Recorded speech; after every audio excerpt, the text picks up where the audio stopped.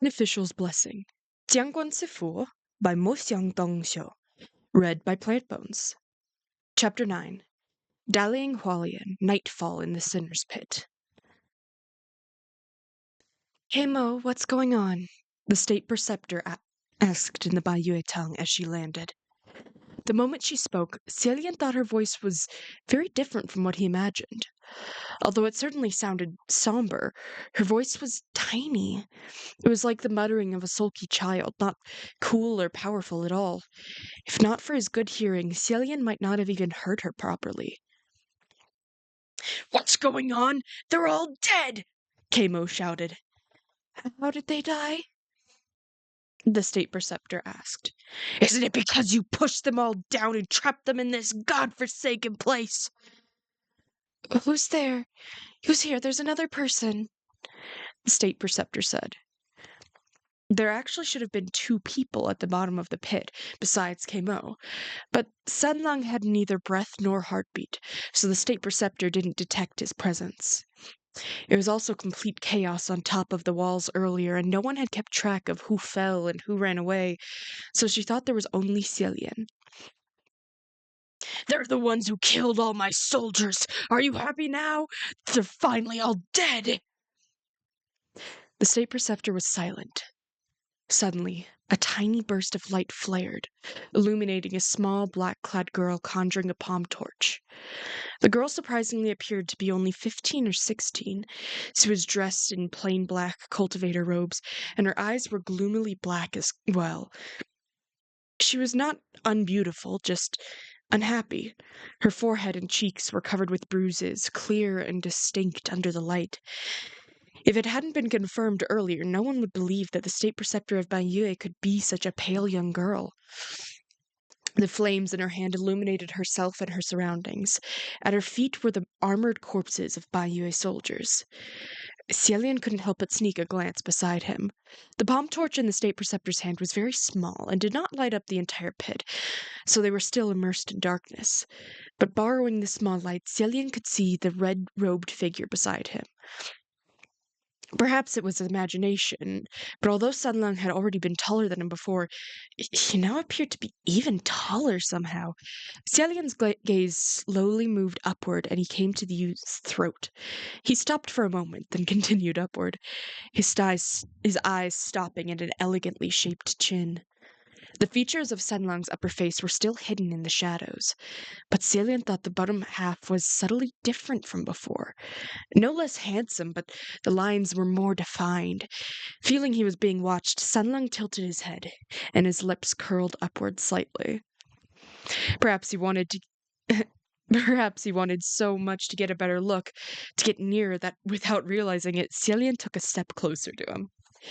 Just then Kamo wailed in the distance, seemingly in shock after seeing the bloody tragedy before him. Cielian abruptly snapped out of it and turned to look, and saw Kamo clutching his own head. Despite the general's cries, the state preceptor's expression remained wooden, and she only nodded. "Good." In the midst of mourning, hearing those words made Kamo rage once more. "Good? What's good? What do you mean?" "Good means we're finally free," the state preceptor said. She turned to Cielian, who was still shrouded in dark. "Are you the one who killed them?" "It was an accident," Cielian replied. "You're lying through your teeth!" Kamo exclaimed. Cielian responded bold-facedly. "Life is full of accidents." The state preceptor gave him a look, but her expression was unreadable. "Who are you?" Her words were spoken in perfect Han dialect, and weren't said in an interrogative tone. "I'm a heavenly official. This one here is my friend," Cielian replied. Kamo couldn't understand their words, but could tell they weren't fighting, and demanded, "What are you two saying?" The state preceptor looked Cielian over and eyed Sunlung for a moment before quickly looking away. "We've never had heavenly officials visit before. I thought you'd all already abandoned this place." Xialian was expecting they would have to fight the state preceptor of Baiyue, but was surprised to find her this despondent and devoid of any will to fight. She continued, "Do you want to leave?" "Of course we do, but there's an array set in this pit, so we can't," Xialian said. Hearing this, the state preceptor walked to one of the walls, raised her hand, and drew something. She then turned around and said, "There, I released the array. You two can leave now." This was way too easy. Xialian really didn't know what to say. Just then, a voice called from above, "Hey, is anyone down there? If not, I'm leaving." It was Fu Yao's voice. Xialian heard Sanlong tisk next to him and immediately looked up. There was a shadow of a man looking down into the pit. Xialian shouted, "Fu Yao, there are people down here. I'm down here." He waved, and Fu Yao shouted back from above, "You're actually down there? What's at the bottom besides you?" A lot of things. Why don't you come down and see for yourself?" Xialian said. Fuyo probably thought the same, and with a loud rumble he hurled a large ball of fire into the pit. In an instant, the entire sinner's pit was lit up, bright like day, and Xialian finally saw clearly the kind of place he'd been standing in. All around him were mountains of bloody corpses piled high, innumerable bodies of Baiyue soldiers stacked on top of each other, faces and limbs blackened, dark blood smearing their bright armor. The corner where Xialian stood was the only spot in the spinner's pit that did not have a dead body. This was all done in a flash, in the dark, by Sanlong after he jumped in. Xialian turned to gaze at the youth next to him again. Before, in the dark, he vaguely saw that Sanlong looked taller and subtly different in certain features. But now, under bright firelight, the one standing next to him was the same handsome youth he knew. When he saw Xialian looking over, he smiled. Xialian looked down to check his wrists and boots, and both were also the same as before, having nothing that would cause any jingling sound. Just then, Xialian heard a muffled noise. It was a sound of Fu Yao jumping down.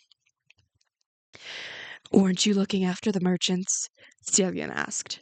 Having just entered the pit, Fu Yao wasn't yet used to the stench of blood and fanned his hand to make the air flow.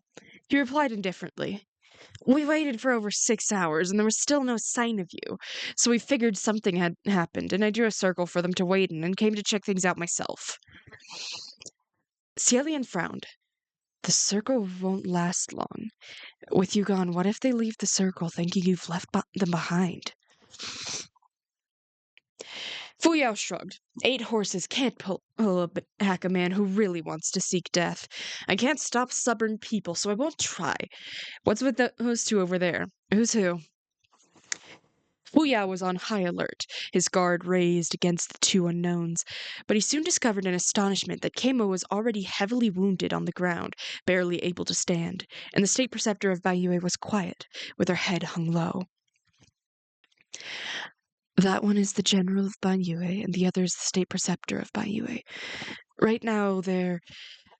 Kamo suddenly leapt up before Xialian could finish. He had been lying on the ground gathering his strength and was finally able to jump up with a shout, aiming his fist at the state preceptor of Baiyue, a large, beefy warrior attacking a little girl. Normally, Xialian wouldn't ever allow that sort of thing to happen before him, but Kamo had every reason to hate the state preceptor, and she could defend herself perfectly well. However, she didn't, and allowed herself to be thrown around like a broken rag doll. Gamo shouted at the state preceptor, "Where are your scorpion snakes? Come on, let them bite me to death too. Give me that release." The state preceptor gloomily replied, "Gamo, my snakes don't listen to me anymore." "Then why don't they kill you?" he scoffed. "I'm sorry, Gamo." The state preceptor apologized softly. "Do you really hate us that much?" The state preceptor shook her head, and Kamo became angrier. "You're going to be the death of me! If you don't hate us, why did you betray us? You shameless spy! Disgusting mole traitor!" Fu Yao watched him strike harder and harder. The blows were all single-sided, and he couldn't help but frown. What are they saying? Shouldn't we stop them? Xialian couldn't watch anymore and rushed forward to stop Kemo. General, why don't you tell us who that Yang'an thug really is, and we'll... Suddenly, the state preceptor seized his wrist. The grip was hard and came unexpectedly, and Xialian's heart dropped, thinking that she was going to attack him. But when he looked back down at her, the state preceptor was on all fours on the ground. There was a small bruise at the corner of her mouth, and her head was raised, staring at him intently. She didn't say a single word, but her dark eyes were intense with the fire of life. This demeanor overlapped with an image from a far-off memory. After a pause, Xialian blurted out, "Is it you?" The state preceptor also called, "General Hua?" This back and forth stunned everyone in the pit. Fu Yao rushed forward, knocked Kemo out with a punch, and demanded, "You two know each other?" Xialian didn't have time to answer him, however. He knelt down, gripped the shoulders of the state preceptor, and examined her face. They'd been standing too far apart before, and he couldn't clearly see. Plus, it had been over 200 years. This girl had matured in that time, and for many reasons, he didn't recognize her at first. But now that he looked again properly, it was the same face from his memories. Xialian couldn't speak for the longest time, and it was a good moment before he sighed. "Baiyue?" The state preceptor quickly clutched at his sleeves, surprisingly a little excited. "It's me, General Ha. Do you still remember me?" "Of course I remember you, but..." Xialian gazed at her for a moment and sighed. "But what have you done to yourself?" When she heard that, the state preceptor's eyes suddenly filled with pain. I'm sorry, Captain. I messed up," she muttered. In that exchange, there was General this, Captain that, making it glaringly obvious to bystanders. Fu Yao was dumbstruck. "Captain? General? You? How did this happen? Then the tomb of the general is..." Xialian nodded. "My tomb." "Didn't you say you only came to collect scraps 200 years ago?" Fu Yao questioned. This is a long story. That was originally the plan," Xialian answered. Around 200 years ago, due to certain reasons, Xialian couldn't muck around in the east anymore and decided to stay far out of sight for a while. He had planned to cross the Xiang Ridge and head to the south to start a brand new life of scraps. Thus he took his compass and walked southward. But the more he walked, the more he thought woefully, why was the scenery all wrong? There should have been an abundance of trees and greenery, cities and life. So how come this path had become more and more desolate? However, Xialian pushed his suspicions aside and stubbornly continued. He walked and came upon the Gobi Desert. It took a gust of wind blowing a fistful of sand in his face for Xialian to finally realize that his compass had been broken. The direction it guided him that entire journey was wrong. Since there wasn't anything he could do about the whole thing, he thought he might as well take this chance to visit the desert scenery, so he continued onward. The only difference was that he changed course slightly at the last minute for a destination to the northwest, and finally arrived at the border, where he temporarily settled near the kingdom of Baiyue. "At first I was just collecting old junk or something in the area," Xialian said. "But the border was troubled, and with so many skirmishes there were often runaway soldiers, so the army would draft anyone to make up the numbers." "So you were forced into the army?" Sunlung asked. "Yeah," Xialian replied, "but doing anything more or less the same. But doing anything is more or less the same, so it didn't matter to me. And then, after chasing away some bandits a couple of times, I somehow got promoted to captain. The ones who gave me face would call me general, too." "Why'd she call you General Hua?" Fu Yao questioned. "Your surname isn't Hua." Xialian waved his hand and said dismissively, "Don't worry about it. I randomly made up a fake name at the time. I think it was Huaxia." Hearing the name, Sunlung's face changed slightly, his lips faintly twitching. Cielian didn't notice and continued. With a battle-torn border came many orphans. When I was free, I'd play with them sometimes. One of them was named Bayue. When there were bandits, Cielian was surely the bravest soldier, and no one dared block his way, nor even dared to stand beside him. But when there weren't, it was as if anyone could order him around. One day, he went and sat by a wall to start a campfire, using his own helmet to cook. As he cooked, the smell of it drifted out. A few enraged soldiers came and kicked over what he was cooking. Cielian picked up his helmet with a broken heart, but when he looked back, he saw a small, disheveled, grimy child crouched behind him. She was picking up the stuff knocked to the ground with her hands and stuffing it into her mouth. He was shocked. "Uh, Don't, wait, little kid, you—" As expected, that little kid scarfed down a few lumps of the stuff she had picked off the ground, and then dry heaved harshly, crying loudly. Cielian was so shaken that he picked her up upside down and ran laps until all the stuff she ate came back out. After that was done, he crouched down and wiped off his sweat. Are you all right, little one? I'm sorry. Don't ever tell your parents about this. And next time, don't pick up any more random stuff on the ground to eat.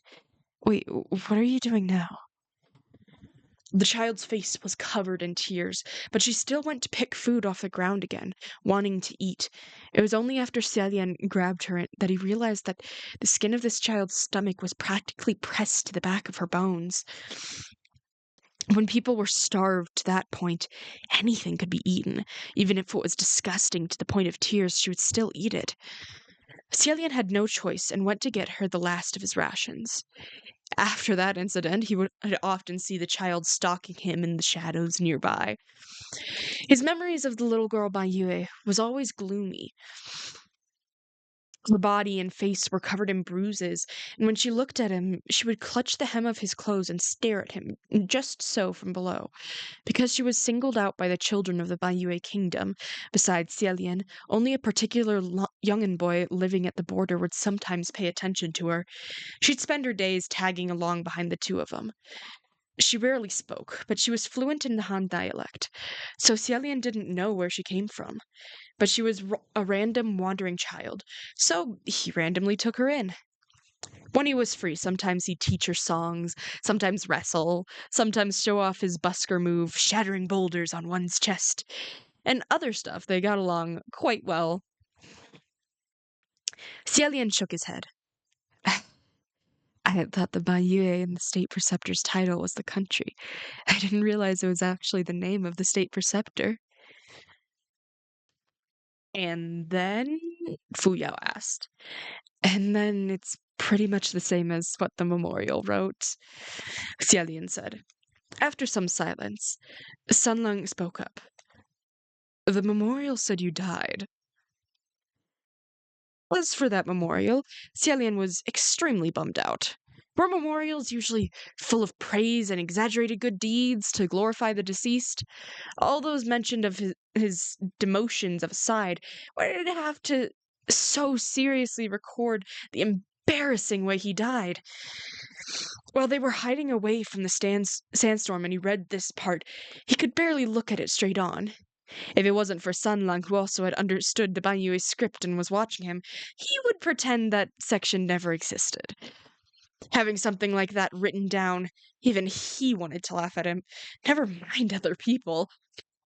And he didn't even have the nerve to ask those seeking shelter in his memorial to not laugh as they commentated and joked about his epithet. That made him feel really bummed. Cielian's forehead was becoming red from all the rubbing. Oh, of course, I didn't die. I faked it. Fuyao had a face full of disbelief. Cielian explained himself. I got trampled too hard and couldn't get up, so there wasn't any option beside faking my death. Truthfully, Cielian couldn't quite remember exactly how he died, nor why that battle broke out in the first place, only that it was over something petty. He hadn't wanted to fight, and victory or defeat were meaningless. But by then his rank could go no lower, and no one would listen to him. In the midst of battle, everyone saw red, so he rushed out. Both sides saw it was him. For some reason, all the blades and swords went after him and cut him down. Fu Yao questioned. You must have been standing in the middle, being an eyesore, and raised ire of both sides, right? Otherwise, why would people cut you down on sight? Besides, I'm sure you knew there were many who hated you. So why didn't you avoid them? Why did you have to charge in? I'm sure you could have avoided the whole thing if you wanted to. I really don't remember, all right? Celian said. Even if nothing could kill him, he still couldn't endure that kind of butchering. So at the thought of this can't go on, Celian resolutely dropped to the ground and faked his death. But even in death, he was trampled to the point of passing out. It was water choking that roused him, because corpses were usually thrown into the river after battles. Celian went with the river's flow and floated back to the kingdom of Yong'an like a heap of junk. Afterward, he took several years to recover from his wounds, and picked up an unbroken compass to start off anew, and finally made it to his original destination in the south. He then stopped paying attention to what went on in the kingdom of Baiyue.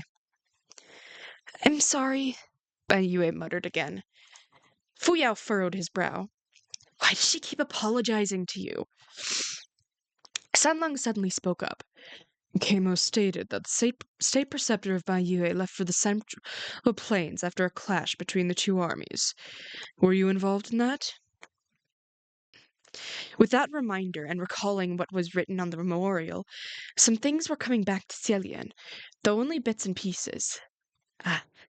Maybe it was to save me, Baiyue said. Everyone turned to look at her, and she said softly, General Ha got flattened because he entered the fray to save me. Celian instantly remembered the agony of being trampled by thousands, and he hugged his body despite himself.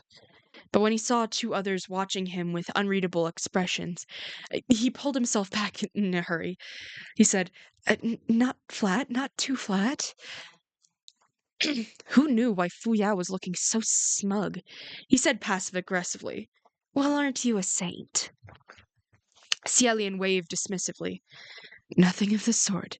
I don't remember the specifics anymore, but there were two children playing at the time, and I was just going to pick them up and run away immediately. But we didn't manage to retreat fast enough and got caught between the two armies.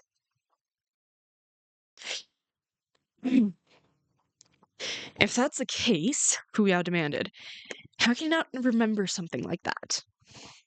Celian replied, Do you not know how many hundreds of years old I am? So much can happen in just a decade. There's no way to remember everything in detail. Besides, some things are best forgotten. Rather than remembering how I was butchered and trampled hundreds of years ago, I'd prefer to remember a delicious bun I ate yesterday, no? I'm sorry, Baiyue said. Celian sighed. Oh, Baiyue, saving you was my own choice. You're not at fault. If you're going to apologize, perhaps it should be to others. Baiyue was taken aback and hung her head in silence. Celian continued, But maybe it's because my impression of you is from 200 years ago, but I don't think you're the kind of child who seeks revenge and betrays others. Will you tell me what happened exactly? Why did you open the city gates? Banyue contemplated, shook her head, and remained silent. Then why did you let the snakes out to bite people? This time Baiyue answered, I didn't release the snakes. Celian was taken aback. What? I didn't release the snakes, Baiyue repeated. They ran off on their own. I don't know why, but they don't listen to me anymore. Hearing this, Fu Yao grew impatient. Baiyue pleaded, General Ha, I'm not lying. Before Celian responded, Fu Yao cut in rudely. Anyone would say that after being captured. Even if you say it wasn't intentional, I've heard all that before. All those people crossing the pass were clearly injured by your snakes. Show me your hands, you're under arrest. Baiyue shut up and extended both arms. Fuyao immediately took an immortal binding rope and apprehended both Baiyue and Keimo. Then he said, "All right, we've accomplished our goal for this trip. It's all over now." Just then, Sunlung spoke up. She had no reason to lie. Xielian Xielian also felt there was a need for further interrogation. He turned to Baiyue. "Can you not control any of your snakes?" Baiyue answered, "I can control them and they'll obey me most of the time, but there are times when they won't, and I don't know why." After some thought, Xielian said, "Why don't you call them out and show us?" Baiyue was kneeling before him. Now she finally rose to her feet and nodded. Soon, a wine-red scorpion snake slithered out from underneath a corpse, raised its head, and curled itself on a pile of dead bodies. It suddenly flicked its tongue at the group. Soundlessly flicked its tongue out at the group. Xielian was about to take a closer look at the snake, but saw Baiyue widen her eyes, face strained. Xielian's heart dropped, and he thought, "Oh no." As the thought crossed his mind, the snake stopped flicking its tongue, opened its mouth, and pounced at him in attack. It was a sudden lunge, but Xielian was ready, and was about to grab for it when boom! Something exploded. When he opened his eyes again to see, the snake was already a splatter of guts on the ground, having been thoroughly blown apart. It was a calculated blast, too, since none of the venom spilled. Xielian immediately remembered another time when the snake died like that before they entered the Baiyue ruins, but there was no need to say who did it at this point. He hadn't even had the chance to look at Sunlung before a red sleeve flashed before him, barring and separating him from Baiyue. On the other side, Fuyao said coldly, "I knew she was lying. Did you think that snake would manage to bite him under these circumstances? Foolish!" Baiyue's face was already pale when she saw that snake, but when she heard him, her head shot up. I didn't do it. I said there are some snakes that don't obey me. That was one of them just now." Fuyao didn't believe a single word. "Who knows whether it was obeying or disobeying you?" "That wasn't even the one called forth by me," Baiyue said glumly. Xielian was about to speak when another two wine-red scorpion snakes poked out from under different corpses, flicking their tongues and watching them intently. Then a third, then a fourth, a fifth. From the mountains of dead bodies in every corner of the pit, there came innumerable scorpion snakes. Everyone stared at Baiyue, who was kneeling on top of a pile of corpses, and Fuyao started spinning a ball of spiritual energy in his palm and shouted at her, "Make them go away! They can't all disobey!" Baiyue scrunched up her brows, looking as if she was trying to drive them out, yet more and more scorpion snakes appeared, curling and crawling, slithering ever closer. Bites from one or two snakes might not kill them, but from hundreds or thousands it was harder to say. Even if they didn't die, it wouldn't be pretty. Xielian raised his wrist, about to call forth Rue, but saw that when the snakes slithered to certain distances, they would stop and hesitate, forming a weird circle. It dawned on Xielian, and he glanced at Sunlung next to him. He was watching the snakes with a condescension and immense contempt. The scorpion snakes seemed to be able to read his eyes and didn't dare approach. They backed off bit by bit, lowering their heads as they did so, pressing their savage heads against the ground submissively like servants. But there seemed to be another power controlling them, not allowing them to abandon their attacks and leave completely. Thus many of the snakes turned around and slithered toward Fuyao. Fuyao swung his hand and a blast of flames burst from his sleeve, killing a circle of snakes and forcing back another. That wouldn't last long, however. Xielian said, "Let's get out of here first." Whoosh! Rue shot out from Xielian's arm and flew upward, but a moment later another whoosh and it was back on Xielian's arm. Xielian was slightly taken aback and raised his wrist, scolding the silk band now rewrapped around it. What are you doing back here? The array was released. There's nothing stopping you anymore. Hurry and go. But Rue remained wrapped around his arm, trembling as if it had bumped into something terrifying at the top. Xiaolian was about to coax it some more when suddenly a long rope of something fell. Plop! It dropped on Fu Yao's shoulder. Fu Yao went to grab it, and his face changed the moment he brought it before his eyes. It was another scorpion snake that fell from the sky. This caught Fu Yao off guard, and after getting bitten, he hurled the snake toward Ban Yue. Even with her hands tied, she still reflectively tried to catch the snake, and after having caught it, the dark red snake curled itself around her arm without attacking. Just then, another plop, and then a second scorpion snake landed on the ground. Xiaolian could guess why Rue refused to go up now. Borrowing the faint light of the moon, Xiaolian raised his head and only just barely saw the sight. Hundreds of little wine-red dots were falling rapidly into the sinner's pit. A snake deluge. The red dots were coming closer. Xiaolian yelled, "Fu Yao, fire!" Shoot a stream of fire upward and get rid of them while they're still in the air. Fu Yao bit his palm to break the skin, swung his hand, and a series of blood drops shot out. An instant later, they transformed into a screen of fire that jetted up through the pit. Those sweeping flames rose over the 30 meters and hung midair, disintegrating all scorpion snakes that touched them, burning them to ash, dissolving the snake deluge. Temporarily safe, Xiaolian let out a breath of relief. That was good, Fu Yao. Thank goodness for you. A spell like that evidently consumed an immense amount of spiritual power, and after one round, Fu Yao's face was pale. He turned around and ignited a ring of fire, dispelling the snakes on the ground, and shouted at Ban Yue. When you say those snakes don't obey you, if you weren't controlling them, and why wouldn't they attack you? Sunlun laughed. Maybe it's because of your bad luck. They didn't attack either of us, either. Fu Yao turned to look at him, his eyes sharp and narrowed. Xiaolian could sense trouble. He'd somewhat established a theory about the current situation, but hadn't yet had time to sort out his thoughts. And Xiaolian didn't want to see the two of them start a fight now. Let's figure out what's going on with those snakes first, Xiaolian said. Let's charge out. Fu Yao sneered. What's going on? Either the state preceptor of Baiyue is lying, or the one next to you is causing trouble. Xiaolian glanced at Baiyue, then at Sunlun, and said, I don't think it's either of them. His tone was gentle but firm. It was the conclusion he came to after much thought. However, Fu Yao must have thought he was shielding them intentionally, and the face illuminated by the flames was unkind. Xiaolian couldn't tell if he was angry or laughing. Your Royal Highness, Fu Yao said, don't play pretend when you know the truth.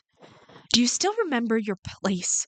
I'm sure you're already very aware of who exactly that lad next to you is. I refuse to believe you haven't realized it.